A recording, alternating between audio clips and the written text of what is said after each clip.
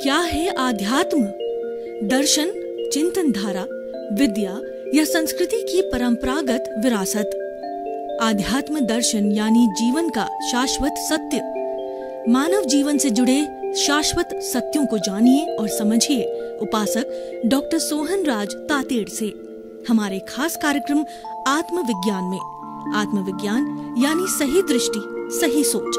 भाई और बहनों, मातृशक्ति को नमन।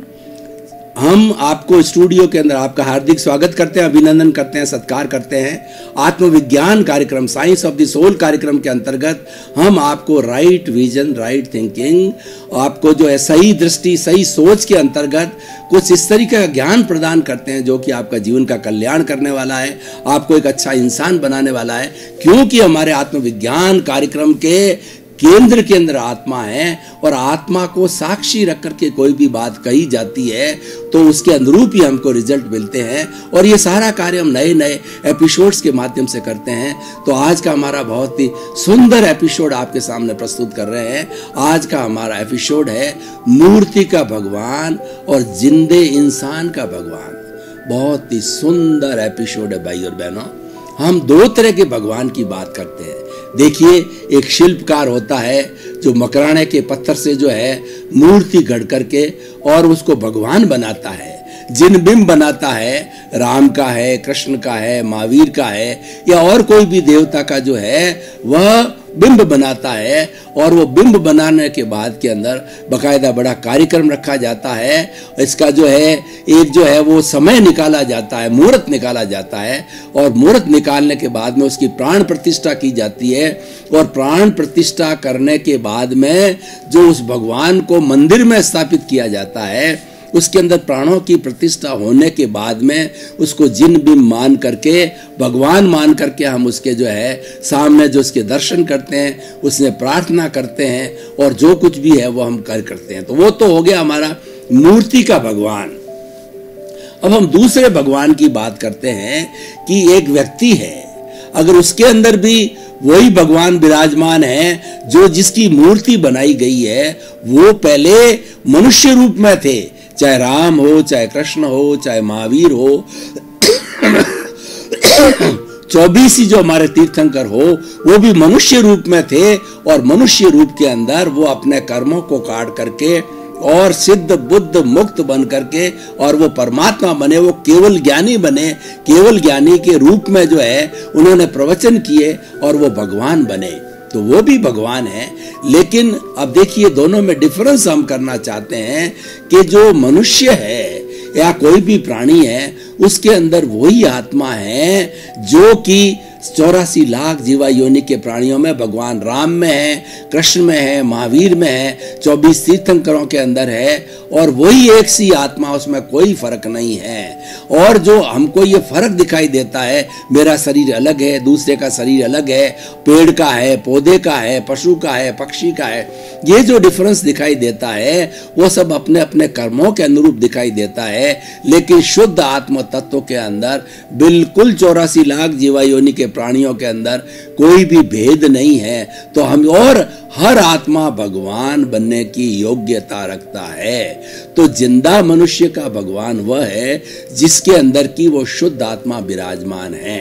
अब देखिए, वो शुद्ध आत्मा जो है जब एक प्रक्रिया से गुजरती है और सारे कार्बन शरीर को समाप्त कर देती है, तो समाप्त करने के बाद के अंदर वो भगवान का रूप धारण करती है। तो हम आत्मा के 3 स्तर लेते हैं। पहला स्तर है जीवात्मा। आत्मा वही है लेकिन उसके 3 स्तर है। तो जीवात्मा होता है वह अपने शरीर तक, अपने स्वार्थ तक जो है वो सीमित रहता है, वो मैं मेरा तक सीमित रहता है। उसके अंदर कर्ता भाव है कि ये कार्य मैंने किया, ये घर मैंने बनाया, ये परिवार मेरा है, मैं, मेरा परिवार, मेरा धन दौलत शोहरत और वो सारी चीजें अपने आप को कर्ता मानता है। तो कर्ता मानने के कारण जो है उसमें कर्ता भाव आता है और वो अपने स्वरूप की पहचान नहीं करता है कि मेरे भीतर जो है भगवान विराजमान है। उस स्वरूप की जो है उसको जानकारी न होती है, तब वो जीवात्मा होता है। और दूसरा आत्मा होता है वो अंतरात्मा होता है। अंतरात्मा क्या होती है कि जब किसी व्यक्ति को ज्ञानी पुरुष मिल जाते हैं और उसको ज्ञान प्रेषित करते हैं, तो ज्ञान प्रेषित करने के बाद के अंदर उसको जो है सही चीज मिलती है। और वो सही चीज उसको क्या मिलती है कि मैं अलग हूं, ये शरीर अलग है। ये जो मन वचन काया रूपी जो शरीर मिला है पूर्व जन्म के कर्मों के भुगतान के लिए मिला है, लेकिन मेरा अस्तित्व अलग है। मैं तो स्वयं एक भगवान का स्वरूप हूं। वो अजर है, अमर है, वो अविनाशी है, वो अनंत ज्ञान वाला है, वो अनंत दर्शन वाला है, वो अनंत शक्ति वाला है, अनंत सुख का धाम है, और वो सच्चिदानंद है, वो शिवो हम है। सच्चिदानंद का अर्थ होता है सत्य, चित्त और आनंद। सत का मतलब अविनाशी।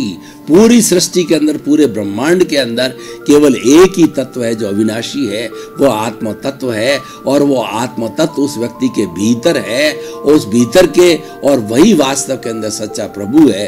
और जब उस प्रभु की जो है जागृति उसको हो जाती है, प्रभु के अंदर वो स्वभाव में रमण करने लग जाता है, तो वह स्वयं भी भगवान बन जाता है। यानी जो मूर्ति का भगवान है वो तो जो है उसको पहले भगवान बन चुका और उसकी हमने मूर्ति बनाई है, उसकी प्राण प्रतिष्ठा की है। और ये जो है वो एक जिंदा भगवान है। और ये जिंदा भगवान जो है ये भगवान बनने की प्रक्रिया के अंदर लगा हुआ होता है, लेकिन उसके भीतर वही भगवान है, वही प्रभु है, वही ईश्वर है। हमारा जो ये शरीर है एक मंदिर की तरह है, और इसके भीतर जो है प्रभु विराजमान है। जैसे कि मंदिर के अंदर जिन बिंब विराजमान होता है, उसी तरीके से हमारे भीतर भी जो है जीवित प्रभु विराजमान है। तो जीवित प्रभु का जो है हमें जागृति करनी चाहिए, उसके स्वरूप को जानना चाहिए। और वो बिल्कुल अलग है, वो जो इस मंदिर से अलग है। ये मंदिर तो जो है वो जड़ पदार्थ है। जैसे कि हम मंदिर के अंदर दीवारें बनाते हैं वगैरह है, तो वो तो जड़ पदार्थ है। और उसके भीतर जो उसके भीतर जो प्रभु, जो जीवित प्रभु विराजमान है, वह अलग है। दोनों को अलग अलग मानना, दोनों में भेद विज्ञान करना और दोनों में अक्रम विज्ञान करना, वीतराग विज्ञान करना, ये मुख्य बात है। और उसी के कारण से जो है वह एक जिंदा भगवान बन सकता है। अब देखिए कि इस जिंदा भगवान की क्या क्या प्रॉपर्टीज है, उस प्रॉपर्टीज को हमें देखना होता है कि जो आत्मा होती है उसको असंख्य चेतनामय परमाणुओं के पिंड को आत्मा कहते हैं। और ये आत्मा हर जीवित प्राणी में होती है। और आत्मा के अंदर जो है सुख दुख की अनुभूति होती है, और आत्मा जो है प्रजनन करती है, आत्मा में ग्रोथ होती है, और आत्मा में फीलिंग्स होती है। और जो दूसरा हमारा ये जो भुगतान का साधन है, ये जड़ पदार्थ है, ये शरीर है, ये भुगतान का साधन है। और ये भुगतान का साधन तो क्या होता है कि ये वर्ण गंध रस वाला होता है, स्पर्श वाला होता है, गलन मिलन धर्मा होता है। यानी ये शरीर है, जब जन्म लेता है तो छोटा बच्चा होता है, फिर बड़ा होता है तो युवा होता है, उसके बाद में बुजुर्ग होता है, और एक दिन वह चला जाता है। तो ये तो क्या है कि विनाशी तत्व है, और जो आत्मा है अविनाशी तत्व है। ये बड़ा जो भेद रेखा, यानी जो जीवित भगवान है वो अविनाशी तत्व है, और जो मूर्ति रूप के अंदर जो है वो हमने इनको स्थापित किया, वो भी अच्छा है, वो भी पूजनीय है, और वो भी भगवान बने हैं। तो हमने प्रतीक रूप के अंदर उनको जो है जिन बिंब बनाया। लेकिन जो जीवित भगवान है वो फीलिंग करता है, और उसको भगवान अभी बनना है, जो इसके अंदर विराजमान है, बनना की प्रक्रिया में लगा हुआ है। और जब वो अपने स्वभाव के अंदर चला जाता है तो वह भी भगवान रूप में हो जाता है। तो भाई और बहनों, इन दोनों बातों के अंदर काफी अंतर है। ये सारा अंतर जो है जड़ और चेतन का अंतर है, उसको समझना बहुत जरूरी है। क्योंकि जो चेतन तत्व होता है वह चेतन तत्व अविनाशी होता है, और उसके बाद में वो ज्ञान दर्शन वाला होता है। हमारी आत्मा के अंदर कभी ज्ञान होता है और कभी दर्शन होता है। ये दोनों इसीलिए रखे जाते हैं कि ज्ञान और दर्शन दो न रखेंगे तो पर्याय नहीं होगा, और जब मोड़ या पर्याय नहीं होता है तब उत्पाद और व्यय नहीं होता है, तो उस वस्तु का अस्तित्व नहीं होता है। लेकिन वो जो है वो दोनों ज्ञान और दर्शन होते हुए भी वो द्रव्य है, यानी वो अविनाशी तत्व है और वह अविनाशी और हर समय के अंदर मौजूद रहता है। तो इसीलिए वह उसका लक्षण हो गया। और उसके बाद में इसकी सबसे बड़ी अनुभूति क्या है कि आनंद की अनुभूति है। अविनाशी के जो है सबसे बड़ा लक्षण क्या है कि आनंद की प्राप्ति करना है। और जड़ पदार्थ के अंदर कोई आनंद नाम की चीज नहीं होती है, क्योंकि उसमें कोई फीलिंग नहीं होती है। जहां फीलिंग होती है वहां पर सुख दुख की अनुभूति होती है, वहां राग द्वेष की अनुभूति होती है, और हम अपने स्वभाव में चले जाते हैं तो हमें वो हमेशा सहज आनंद रहता है, हमेशा के लिए अक्षय सुख मिल जाता है, और वही जो है हमारा उद्देश्य होता है। तो हम जो मनुष्य के भीतर जो जिंदा भगवान है उसको भगवान कैसे बनावे, उस प्रक्रिया को हमें समझना होगा।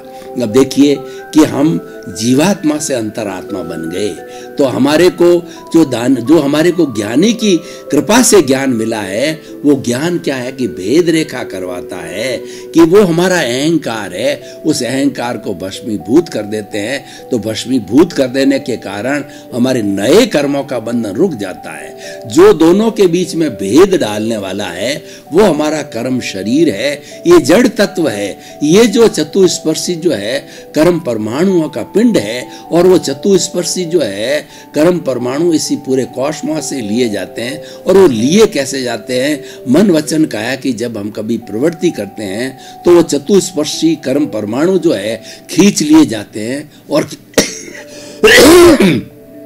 खींच करके वो पुनः जो है वो हमारे इस जो कार्बन शरीर उसके साथ में जुड़ते रहते हैं। इस तरीके से ये निर्भर इस बात पे करता है कि हम कैसी प्रवृत्ति करते हैं। अगर हम वैराग्य की प्रवृत्ति करते हैं तो हमारे नए कर्मों का बंधन नहीं होता है। संवर की प्रवृत्ति करते हैं तो नए कर्मों का बंधन नहीं होता है। अगर हम संभाव के अंदर रहते हैं, अगर हम 5 आज्ञा में रहते हैं और जो है उसी का ही हम हर वक्त जो है चिंतन करते रहते हैं, तो हमारे नए कर्मों का बंधन नहीं होता है। और जब नए कर्मों का बंधन नहीं होता है तो पूर्व के अंदर जो जमा हुए कर्म है वह स्वरूप की प्राप्ति से, वो ज्ञान के हाजिर रहने से, वो प्रज्ञा की उपस्थिति, प्रज्ञा जो है हमारी आत्मा की भाव शक्ति है। जो कोई भी ज्ञान ले लेता है तो ज्ञान लेने के बाद के अंदर कोई व्यक्ति अगर अपने पूर्व जन्म के कर्मों की फोर्स की वजह से इधर उधर भटक जाता है और किसी को दुख देने लग जाता है, तो प्रज्ञा शक्ति वो आकर के उसको समझाती उसकी बुद्धि को कि तू तो ज्ञानी पुरुष है, तू तो ज्ञान लिया हुआ है, कहाँ भटक रहा है, तो प्रतिक्रमण कर। वो शरीर से प्रतिक्रमण कराती है कि तूने फला व्यक्ति के बारे में बुरा क्यों सोचा, उससे क्षमत कामना करो, क्षमा याचना करो और प्रतिक्रमण करो और शुद्ध हो जाओ। तो ये प्रतिक्रमण की प्रक्रिया है, वो सारी हमारी प्रज्ञा कराती है। सामायिक आलोचना, प्रतिक्रमण और प्रत्याख्यान ये मॉनिटर करने वाली हमारी प्रज्ञा, और प्रज्ञा हाजिर तभी होती है जबकि हमें ज्ञानी पुरुष की कृपा से ज्ञान मिल जाता है। और ज्ञान मिलने के बाद में हमारा 4 अहंकार समाप्त हो जाता है और ये सारा कुछ करवाता है मात्र डिस्चार्ज अहंकार है। 4 अहंकार के अंदर बहुत बड़ा फोर्स होता है, हर बार वो नई नई प्रतिष्ठित आत्मा बनाता है, नए नए भाव करता है। लेकिन डिस्चार्ज अहंकार के अंदर फोर्स कम होता है और वो एक ही जो है वो अपनी प्रतिष्ठित आत्मा का निर्माण करता है। अगले जन्म में वैसी की वैसी डिस्चार्ज प्रतिक्रमण आत्मा रहेगी, क्योंकि चार्ज नहीं हो रही है। ज्ञानी पुरुष जो है वह मन वचन काया की तीनों बैटरियों का चार्जिंग पॉइंट हमेशा हमेशा के लिए निकाल देता है, हटा देता है। तो इस प्रक्रिया के अंदर लगने से क्या होता है, हम जागृति की अवस्था में चले जाते हैं। जब हमको ज्ञान मिलता है तो ज्ञान मिलने के साथ साथ में हमको प्रतीति हो जाती है, हमारे को लक्ष्य मालूम हो जाता है कि मैं कौन हूँ, मैं शुद्ध आत्मा हूँ। ये लक्ष्य हाजिर हो जाता है, ये प्रतीति हो जाती है, श्रद्धा पूर्ण रूप से बैठ जाती है। और ये श्रद्धा बैठने के साथ साथ में ज्ञानी पुरुष होता है, वो जागृति भी कुछ देता है। वो क्या है कि 3 चीजें जागृत कर देता है। 100% प्रतीति बिठा देता है, क्योंकि अहंकार को भस्मीभूत कर देता है। तो अहंकार को भस्मीभूत होने के कारण जो है 100% प्रतीति हो जाती है। और साथ साथ में वो उपकार करके कि वो आगे क्या करे, जो अंतरात्मा है उसको भविष्य में क्या करना है, उसको परमात्मा कैसे बनना है, तो उसकी प्रक्रिया के लिए वो जागृति 15% जागृति जो है खड़ी करता है और साथ साथ में 2% का अनुभव भी देता है कि इस तरीके से तुम जो है इसको आगे बढ़ाते रहो। जागृति जो आज 15% है इसको आगे बढ़ाते बढ़ाते 100% तक ले जाओ और तो हमारा जो अनुभव है वो 2% है। ये बढ़ते बढ़ते जो है 100% तक ले जाओ और 100% तक जो अंतरात्मा अनुभव को ले जाती है तो ले जाने के बाद में वो केवल ज्ञानी हो जाती है और केवल ज्ञानी होने के बाद में वो परमात्मा बनने में कोई देरी नहीं होती है। केवल ज्ञान जो है एक पूरा सूर्योदय है। जब सूर्योदय दोपहर के अंदर पूर्ण रूप से हो जाता है तो वह अपनी पूरी ऊर्जा को बिखेरता है और जो उससे उसके बाद में कोई तरह का अंधेरा नहीं रहता है। तो अज्ञान रूपी अंधेरा है वो केवल ज्ञान के बाद छट जाता है और केवल ज्ञानी होने के बाद के अंदर उस अंतरात्मा को जो है वो वर्तमान का, भूत का, भविष्य का और किसी भी जड़ की अवस्था का और चेतन की कोई भी अवस्था थी कोई ऐसी जानकारी उसके अंदर बाकी नहीं रहती, इसको करने को होती है। केवल ज्ञान प्राप्त होने के बाद में जीवन को कुछ करने की आवश्यकता नहीं रहती है, इसीलिए जो है वह परमात्मा बन जाता है। केवल ज्ञानी होने के बाद में वो परमात्मा का स्वरूप हो जाता है जिसको कि एब्सोल्यूट नॉलेज करते हैं और जितने जितने पर जो है समय तक वो इस शरीर के अंदर केवल ज्ञानी रहता है वो परमात्मा स्वरूप रह करके प्रवचन दे करके जो है और लोगों को सम्यक ज्ञान देता है और सम्यक दर्शन देता है ताकि वो भी उनके रास्ते पर चले। क्योंकि जो परमात्मा होते हैं वो जन कल्याण की बात करते हैं कि जो है सारे जीवों का कल्याण हो, तिन्नानम तार्याणम होते हैं कि हम भी तो तर ही रहे हैं लेकिन साथ साथ में लोक के सब जीवों को मोक्ष मिले, आनंद मिले, सुख मिले। वो बते करुणा के सागर होते हैं। इस कारण से जो है वो लोगों की भलाई के लिए पूरा ज्ञान देते हैं। ज्ञान कौन सा देते हैं कि जो आत्मा का ज्ञान है, आत्मविज्ञान देते हैं और सही दृष्टि देते हैं, सही सोच देते हैं और उनके सही दृष्टि सोच के अनुसार जो है हमको सनातन सत्य मिलता है, कुदरत का कानून मिलता है, अल्टीमेट ट्रुथ मिलता है कि वास्तविक जीवन का सत्य क्या है वो जो है केवली भगवान के द्वारा हमको प्राप्त होता है। तो वो जो है वो प्रारंभ जो भीतर का जो भगवान है वो प्रारंभ हुआ था जो है वह जीवात्मा से और वह परमात्मा बन जाता है। तो इस तरीके से ये जो पूरी प्रक्रिया है जिंदे भगवान बनने की ये पूरी प्रक्रिया है और वह मूर्ति का भगवान है वो एक आलंबन है और ये वास्तविक भगवान है और उसके अंदर वास्तविक भगवान की प्रक्रिया के अंदर लग सकता है। और हमारे जैन धर्म की अवधारणा है कि हर आत्मा मोक्षगामी बन सकती है। मनुष्य एक ऐसा केवल प्राणी है जो कि मुक्ति को जा सकता है क्योंकि मनुष्य के पास के अंदर जो है सुदृढ़ जो है पंचेंद्रिय 5 इंद्रियां हैं, मन है, बुद्धि है, चित्त है और उसके साथ साथ के अंदर उसके साथ में सुदृढ़ आत्मा है। उसी कारण धीरे धीरे जो है वो मुक्ति की अवस्था को जा सकता है यानी परमात्मा बन सकता है और परमात्मा बनने के बाद में मुक्ति दूर नहीं रहती है।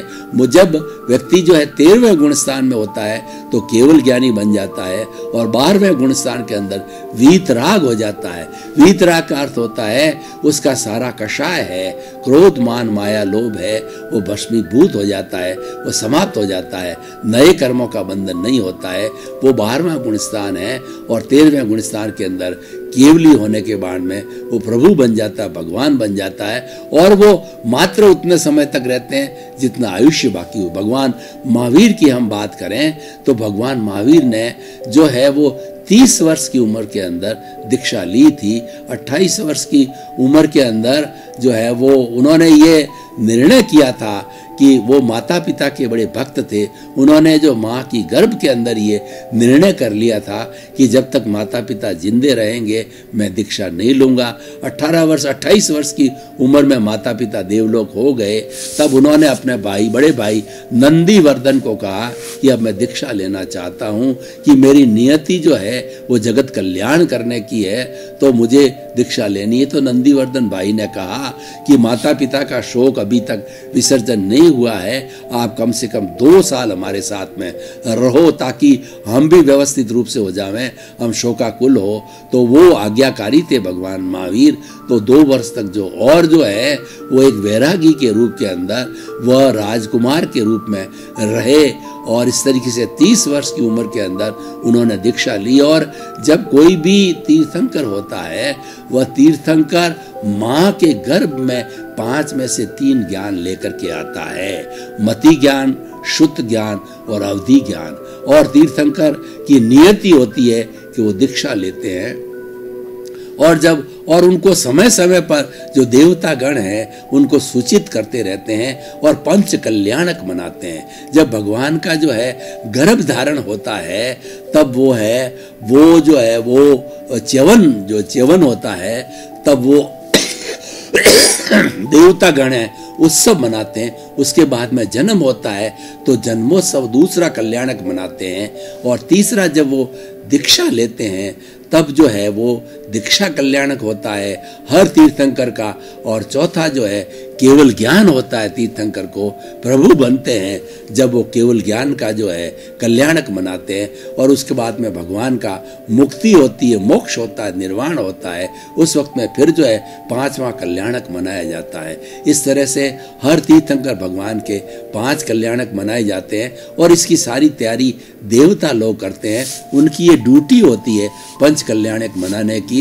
और जो मनुष्य लोग होते हैं वो भी मंदिरों के अंदर उस जो निर्धारित तिथि के ऊपर जो है वो कल्याणक करते हैं। तो इस तरीके से ये प्रभु बनने की सारी प्रक्रिया है। जिंदे इंसान का जो प्रभु है वो भीतर ही विराजमान है, कहीं ढूंढने की जरूरत नहीं। इसलिए भाई और बहनों, इस एपिसोड को हम कसौटी पर रखें कि हर व्यक्ति जो है जिंदा भगवान है। और हमारी 5 आज्ञाओं को भी हम समझ लेते हैं कि 5 आज्ञा के अंदर इसको जिंदा भगवान कैसे कहा गया है। तो पहली आज्ञा है रिलेटिव है, मतलब ये जो शरीर है वह रिलेटिव है, ये सापेक्ष है कि आपको ये पहली आज्ञा में चिंतन करना है कि 84 लाख जीवायोनि प्राणियों का जो शरीर है उनको नामधारी देहधारी पैकिंग रूप में जानता हूं और देखता हूं। अगर सुंदर स्त्री है वो अप्सरा की तरह है, फिर भी वो हाड़ मांस का पुतला है, उसके ऊपर कोई भी तन्मयाकार नहीं होना है, उसके साथ के अंदर कोई भी मोहित नहीं होना है, वह भी एक हाड़ मांस का पुतला है। वो तो रंग उसकी चमड़ी का है, उसके भीतर तो वही बदबू भरी हुई है जो सामान्य इंसान के अंदर होती है। भाई और बहनों, आपका बहुत बहुत धन्यवाद। आप ये आत्मविज्ञान कार्यक्रम बराबर देख रहे हैं और आप इसको देखते रहिए, क्योंकि आत्मविज्ञान कार्यक्रम के अंदर हम आपको बहुत बहुत से ज्ञान के सूत्र बताते हैं। उससे आपको नई दिशा मिलेगी, नया ज्ञान मिलेगा, आपको सम्यक दर्शन मिलेगा। और एक बार किसी व्यक्ति को सम्यक दर्शन मिल जाता है तो उसके मोक्ष की नींव लग जाती है, वह धन्य हो जाता है, एक अच्छे इंसान के रूप में अपना जीवन यापन करता है। इसलिए भाई और बहनों, आपका हमारा उद्देश्य भी यही है कि सर्वे भवन्तु सुखिनः सर्वे भवन्तु निरामया। उसी क्रम में आपका जीवन आनंदमय हो, मंगलमय हो। आपके प्रति बहुत बहुत शुभकामनाएं। आत्मविज्ञान में आत्मविज्ञान यानी सही दृष्टि, सही सोच।